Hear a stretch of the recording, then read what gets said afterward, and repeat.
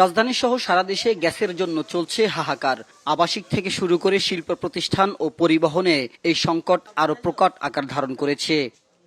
সপ্তাহের বেশি সময় ধরে আবাসিক এলাকায় দেখা নেই গ্যাসের। রাজধানীর মিরপুর, পল্লবী, ধানমন্ডি, মোহাম্মদপুর সহ বেশিরভাগ এলাকায় লাইনে গ্যাস না থাকায় ভোগান্তিতে নগরবাসী। আমরা খুব কষ্ট করে পাক করি, আর কি দ্বারা দেখায় কোন রকম যে যেভাবে পারে।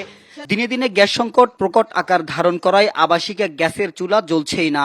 ফলে একদিকে রান্না বান্না যেমন হচ্ছে না, তেমনই প্রভাব পড়েছে স্বাভাবিক জীবনযাত্রায়। লাইনের গ্যাসের চুলা না জ্বলায় বিকল্প হিসাবে লাকড়ির চুলা ও এলপিজি ব্যবহার করছেন অনেকে।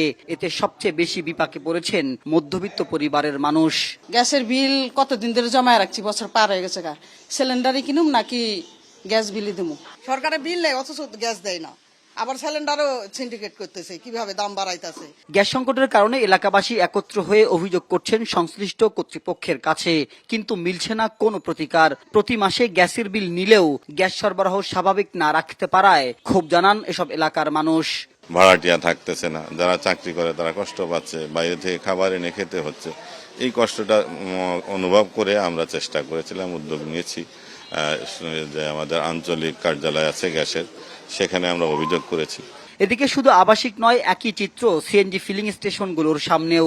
গ্যাস সরবরাহ কমে যাওয়ায় অনেক স্টেশন বন্ধ রাখতে হচ্ছে। কোথাও কোথাও সীমিত পরিসরে পরিবহনে গ্যাস দেয়া হলেও তা অপর্যাপ্ত। ফলে দীর্ঘক্ষণ লাইনে দাঁড়িয়ে গ্যাস পেলেও তা দিয়ে চলছে না চালকদের। ঘন্টার পর ঘন্টা মনন পাম্পে সিরিয়াল দেওয়া লাগে। প্রতিদিনই এরকম 3-4 ঘন্টা আইসা দাঁড়ায় থাকতে হয়। 100 টাকার গ্যাস ঢুকে সেই ড্রাইভারে কি দিমু, মহাজনটা জমাও দিতে হয়। অনেক সংকটে আছে এখন, মালিকের জমা কম লয় না। জ্বালানি বিভাগ জানিয়েছে প্রাকৃতিক গ্যাসের ঘাটতির সঙ্গে এবার যুক্ত হয়েছে এলএনজি টার্মিনালের ত্রুটি। এতে চাহিদার মাত্র 56% গ্যাস সরবরাহ করতে পারছে পেট্রোবাংলা। মাহবুব আজমি, বৈশাখী সংবাদ, ঢাকা।